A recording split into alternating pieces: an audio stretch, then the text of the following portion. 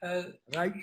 Thank you very much and welcome to our web debate, which we organize every first Tuesday in the month.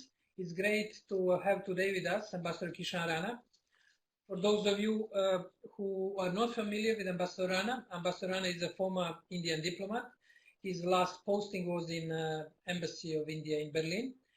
And after a very impressive career, stretching the posts in Algeria, San Francisco, and the Home Office in Delhi, he joined the academic world and he started writing, reflecting on diplomacy and creating this unique merger between a lot of expertise and experience with academic reflections. Therefore, he has a series of the books. We are particularly proud that most of these books were first published by Diplo and later on by other publishers, focusing on ambassador for 21st century, bilateral diplomacy, and the long list that you can find on our website.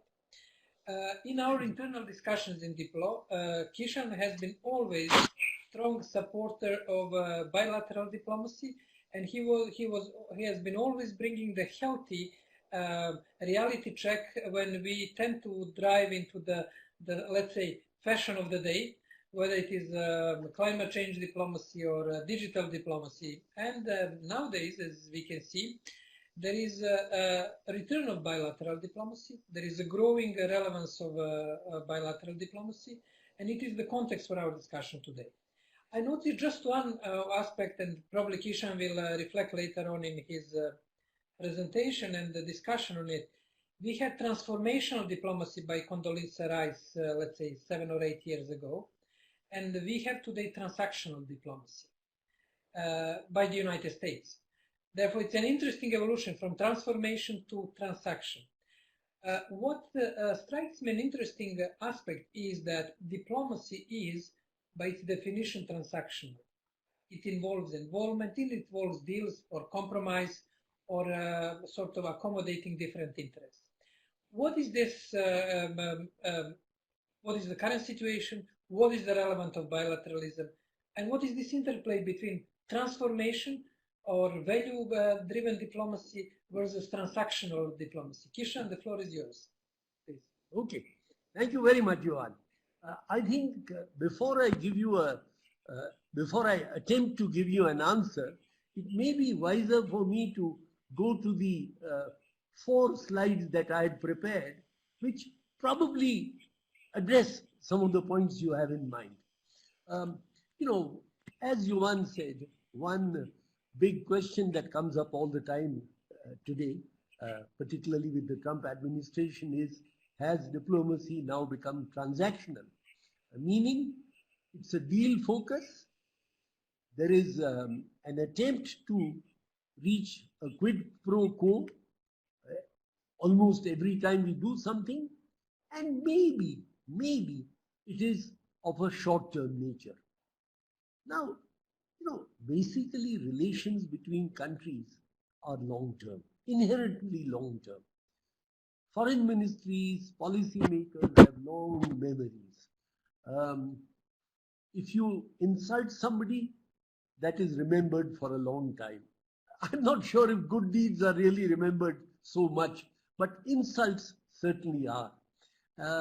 One egregious insult that the UK gave to the United States, which many people have forgotten today, is when Roosevelt died during the Second World War. It was, I think, in early 1944 or at the end of 43, probably early 44. Winston Churchill, who claimed to be a great friend of Roosevelt's, you have to read the correspondence, the personal correspondence, wartime, between these two leaders to understand exactly what I mean. Churchill did not go to the funeral. He made some silly excuse. And the man who had made 7 journeys across the Atlantic by ship, mostly by ship, to meet with Roosevelt, did not turn up at his funeral. Well, that's how it goes. And when Churchill died, and that was very much later, wasn't it, in early 60s, the United States said they would send a vice president to the funeral, and in fact ended up sending only the Secretary of State. Now this was a return of a quid pro quo. You could say that was an act of transactional diplomacy, that a slight way back in 43 was remembered in 63 or 64, whenever Churchill died. But that's just a very small example. I'm sure we can find many other examples. Okay, a quick look at what is bilateral diplomacy. Straightforward, we deal with each partner country in its own context, differential and measured. A country's external ties can be plotted in 3 circles. I like the 3-circle formula, but one can go for 4 or 5 if one wants. And the 3 concentric circles for me are the core circle, the circle of the important countries, and finally the peripheral countries. So bilateral diplomacy is the building block also today of regional or multilateral diplomacy, because when you deal with countries, you deal with them on the basis of the relationship, whether in Geneva or in New York. Many multilateral regional transactions take place on the platform, on the foundation of the bilateral relationship. Okay, so what's new today? And that's really, we get to the meat of the issue. Firstly, I would say we live in fraught times. What is bilateral can sometimes become trilateral or multi-cornered. For example, if you are from Namibia or Botswana or Mozambique, the most important country for you would be South Africa, the large economy, the large power of the region. If Botswana looks at South Africa, it will also keep an eye on what Namibia is doing in South Africa or what Mozambique is doing. And similarly, Pretoria, the capital of South Africa, will also deal with each of its neighbors, keeping an eye on what is going on with the other countries. So in that sense, what is bilateral diplomacy becomes somewhat trilateral, that there is a third element that enters the picture. Today we have non-state actors who are major players, of course, that's very obvious. And that means that we now step beyond the interstate boxes or the interstate levels of conversation and dialogue, and the non-state actors and the quasi-state actors also enter the picture. That makes for a much more complex relationship in which sometimes it is not easy to judge where exactly a country's position may be. And the other big change that is happening is, of course, that representation formats evolve. There are now joint embassies, there are non-resident ambassadors, roving envoys, laptop envoys, and even shared premises, that is, embassy locations that are shared between 2 or 3 or 5 countries. That's not new, but that is another change taking place in bilateral diplomacy. And the other new element, relatively, is that honorary consuls are used as representatives.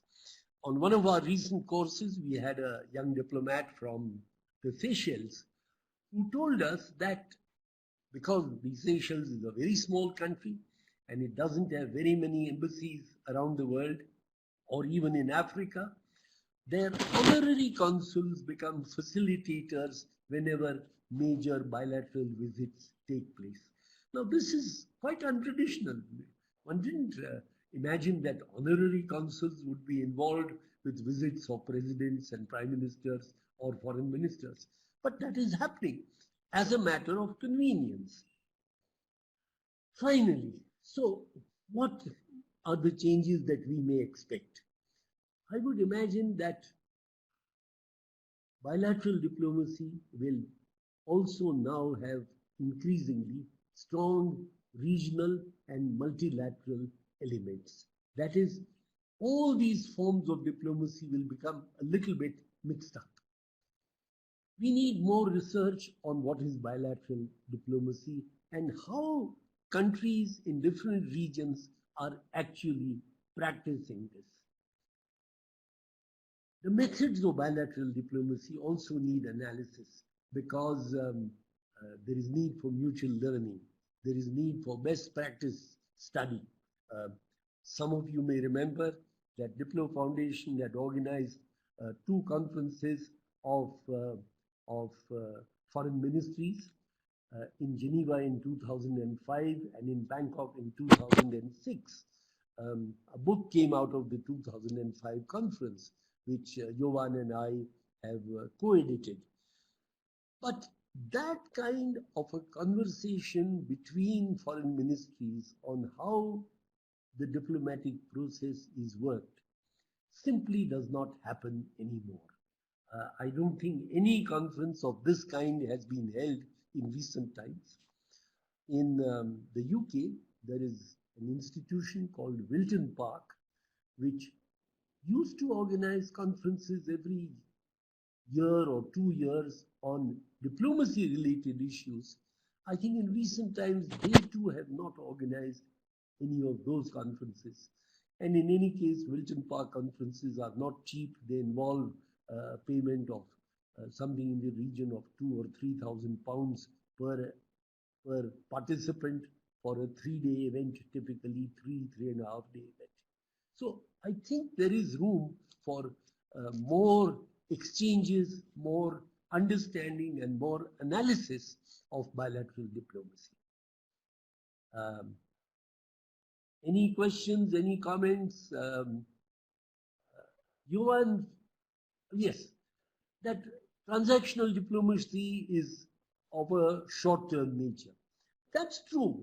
And the contrast to transactional diplomacy would be relationship diplomacy, where you look to building long-term relationships. But in practice, all diplomacy takes into account the deal that is on the table.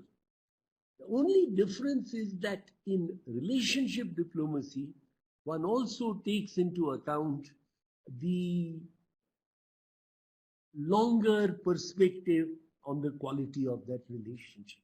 I think that is really the key difference. Stefano says that there are rather few studies on how representation evolves and the effectiveness in the medium and long term of, say, laptop envoys. You're absolutely right, Stefano. I don't think anybody has really examined this or studied this very much as to how exactly it is happening. D asks if bilateral diplomacy will leave small countries out in the cold. Far from it. I would say there is no question of anyone being left out. If anything, bilateral diplomacy suggests that every country can actually be an effective player as long as it is determined to play a role. I can think of concrete examples. Singapore is cited all the time, so I will not give the example of Singapore, but I would rather give you the example of, say, Mauritius. Practices effective, proactive diplomacy, reaches out to countries, takes up all kinds of issues, including the small island developing countries in the climate change negotiations, so-called SIDS group. So that's an example of a small country that is very active in its diplomacy. I think in the Caribbean, you can find equally examples of small countries that play an effective role. It may be Trinidad and Tobago, Jamaica for sure, and Cuba. Cuba is probably one of the best examples of very effective diplomacy carried out by a country that is not only small, but for long was under enormous pressure from its giant neighbor. Ryan Davies asks if what we saw yesterday was an example of collective diplomacy. Thank you, Ryan. That's a very interesting example. What has happened in Qatar is something quite new for the Arab world, in that they have taken kind of joint action against one of their key players. I mean, Qatar is a small country, but it's a very wealthy country. It's a country that practices effective diplomacy. After all, you remember, Qatar is the home of Al Jazeera, and Qatar has been active on diverse fields like wanting to host the World Football Cup and organizing all kinds of other activities. I'm not sure if that marks the end of any kind of bilateral diplomacy. I think what we will see probably is an effort to achieve some kind of a reconciliation or problem solving by somebody or the other. Because I don't think the present situation is tenable that a country like Qatar can be totally isolated for a long period of time. But let's see how this shapes up. I mean, your guess is as good as mine. Any comments? Any other thoughts on the basis of what I have mentioned? Kishan, just one comment, quick comment on two developments. One is definitely Qatar crisis, where we have very proactive small state, well, rich but small state, having a much broader diplomatic footprint than the size of the country in the Middle East, in the worldwide, suddenly getting punished by their core neighbors in the core group. But then you have also regional organizations as the Gulf Cooperation Council, through which, through Kuwait and Oman, Qatar is trying to find some sort of solution. Therefore, there is an interesting interplay between what Ryan mentioned as collective diplomacy, bilateral and regional, and probably in that interplay some solution will be found. But what they deployed as measures are classical measures of classical, let's say, power diplomacy, like cutting transport ties, cutting the trade with Qatar, and that's an interesting interplay. I would say worth commenting. Could you tell us more on it? Well, you know, Jovan, it's a fast-moving situation, and it's not easy to come to a clear conclusion. But you know, when it comes to support to terrorism, there are different countries that have played roles which are not always in the open at all. For example, the role played by Saudi Arabia is not clear. The role played by Iran is not clear. It is claimed today by the critics of Qatar that Qatar is working jointly with Iran. I'm not very sure if Qatar would really be able to play that kind of a game for long. But it is a fast-moving situation, a new situation that deserves careful scrutiny. No question about it. B says that Mauritius is an excellent example for us. D, you know, Mauritius is an example not only of effective diplomacy, but it's also a very fine example of managing economic development.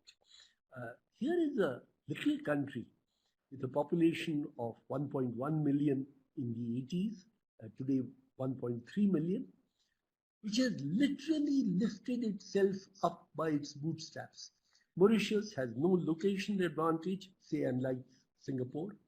Mauritius has no natural resources in terms of oil or gas or gold or anything else, but it has simply utilized the special profits that all the sugar exporting countries earned through the sugar protocol that they signed with what was in those days the European Common Market. And it has wisely invested that money in productive activities. I've written about Mauritius somewhere or the other in more than one of my books, but you can look up the story of Mauritius, look up a World Bank report, for example, on Mauritius, and you will see how that country has moved forward. Aldo feels that Qatar crisis is an example of transactional diplomacy, that it's transactional diplomacy which has triggered the Saudi action. Although I'm not sure very much about what's going on in Qatar and in the other countries. You are right that you hint at President Trump's very recent visit to Saudi Arabia, and it is quite possible that these actions are a consequence of that particular visit. But, you know, Saudi Arabia's own actions in support of Islamic fundamentalism are also pretty, what shall I say, obscure and not completely in the open. The Shia-Sunni equation is also an important factor for sure. Qatar is a Shia country, and but the rulers are Sunni, as you point out, so indirectly there is a connection with Iran. But you have a similar situation also in Bahrain, where a sizable percentage of the population is Shia. So this Shia-Sunni divide is also, I mean, you're right in telling us that we should keep focus on this for sure. I'll test. Sure.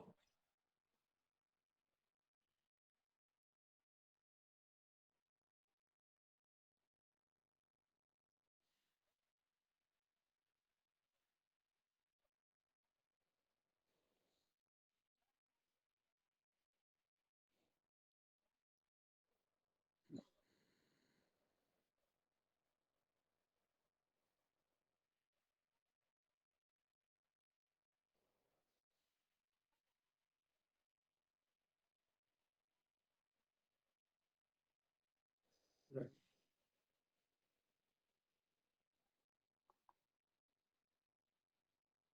Yes.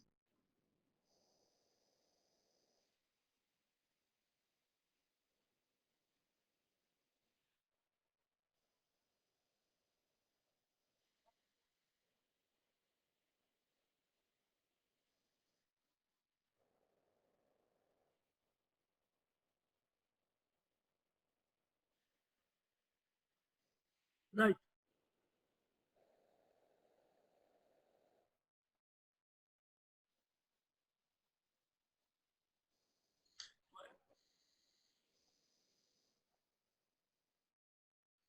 You're right, Jovan. I mean, really between two countries which are allies, which are linked by so many relationships that stretch back in history, uh, any crude transactional calculus is going to create problems, and it will lead, in fact, to greater difficulty. But you know, when you talk of Germany and German actions, I would say that rather than looking at the trade balance, where you're right, I mean, you have to look at the visible commodity trade, and you have to look at invisibles, services, internet-based and other financial or other services, as you point out. But you know, one area in which Germany has been very deficient in its contributions is in the area of defense spending. I don't think the Germans can justify how much um, how much they have lagged behind the 2% GDP norm that NATO set. And Germany is way below that level, and it has remained below that level over many years. What it then means is that Germany has, in a sense, got a free ride. And nobody apparently bothered to point this out very much until fairly recent times. But you're right. Um, um, Aldo feels that transactional diplomacy is grounded in ignorance and nostalgia. You may well be right, my friend Aldo, but then a lot of the actions of President Trump would perhaps fall within that kind of a rubric. Katerina asks about the role of bilateral diplomacy within multilateral. That is, the value of multilateral meetings for facilitating bilateral contacts. Well, you know, of course you're right. On the margins of multilateral meetings, a whole range of bilateral contacts take place. But I would hesitate to call that a great plus of multilateral diplomacy. I mean, surely multilateral diplomacy must have other positives in its favor beyond simply the fact that it facilitates these kind of bilateral meetings, important as they may be. Say, for example, meetings between countries that may not otherwise want openly to talk to each other, as happens sometimes between India and Pakistan, as used to happen between Western countries and the Soviet bloc countries in the past. But you're right. The bilateral, the regional, and the multilateral, these are all, in a sense, part of a single, complex, multi-layered process. And if we differentiate too much, or if we segment diplomacy too rigidly between the bilateral, the regional, and the multilateral, I think we would not be doing real justice to the way in which the diplomatic process operates. Any other comment, any other observation? Jovan, is there anything else you would want to add? I mean, I've tried to give just a brief, short overview.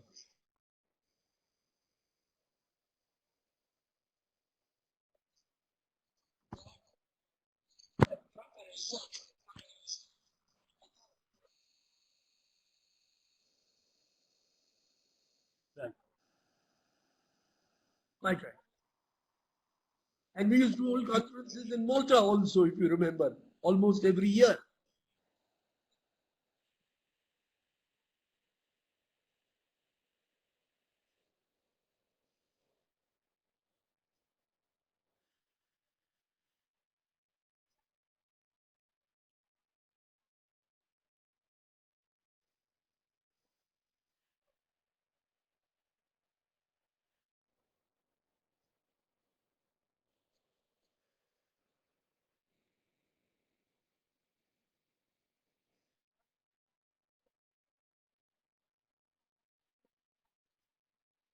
Good question. Quite right. Absolutely. Please, yes, please comment on this by all means. Well, I'm not very sure what might be a special theme, but perhaps a conference that looks at regional diplomacy other than the European Union, because you know Europe and Europeans are constantly talking about themselves. I think uh, the focus of Europe on European affairs, that's obvious. I mean, that's the way it goes. And today, with the EU faced with so many challenges, I can imagine that if you were to have a conference in which EU affairs were discussed, it would overwhelm every discussion. But if you can think of a conference that looks at non-EU regional diplomacy experiences, maybe looking to a couple of organizations from each of the continents, say 2 in Latin America, 2 in Africa, and 2 in Asia, you might have the ingredients for an interesting conference. The African organizations that you could consider could be ECOWAS in West Africa, and maybe the East African community in East Africa. Latin America, you have a wide choice. CARICOM is an obvious example. In Asia, ASEAN is an obvious example. And perhaps a counterpoint to ASEAN could be SCO, the Shanghai Cooperation Organization. So I would recommend as a thought to you and to the group, to those who are in the meeting room today, the idea of a conference that looks at regional diplomacy. But there are several other comments here.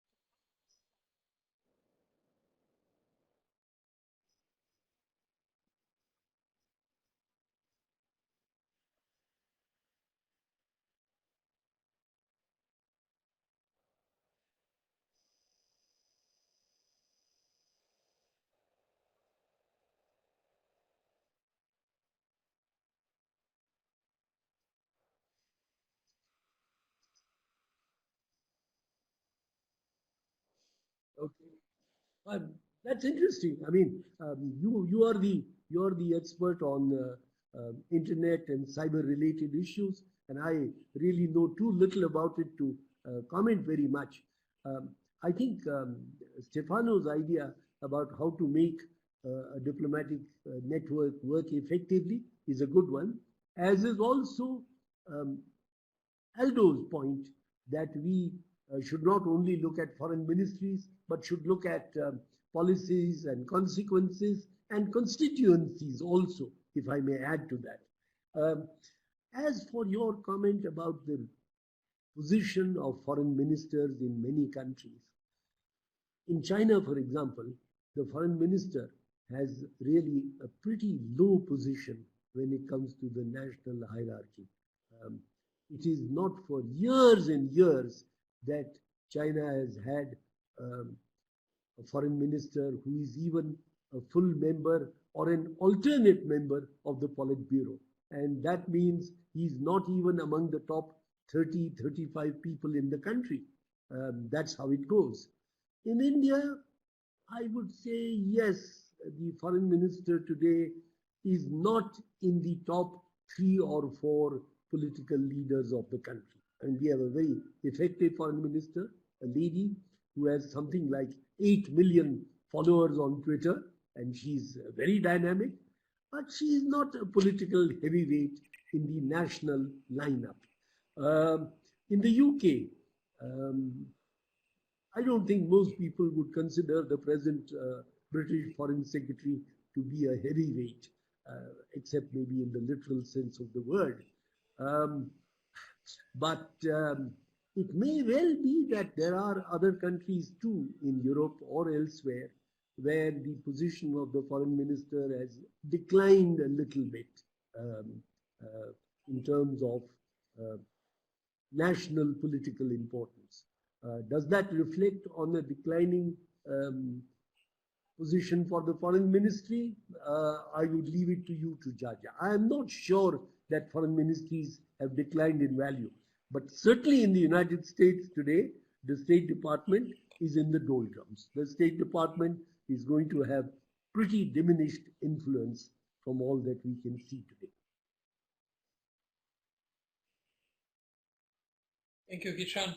Well, I think we got quite a few and interesting comments and idea for the possible conference on the foreign ministries and diplomacy, which we may consider. We have from Ryan comment the Lebanon minister is very powerful, especially that he is the son-in-law of the president of Lebanon. It helps. The first son-in-law is a major player in every country. Okay, yeah, well, we have a parallel with the United States.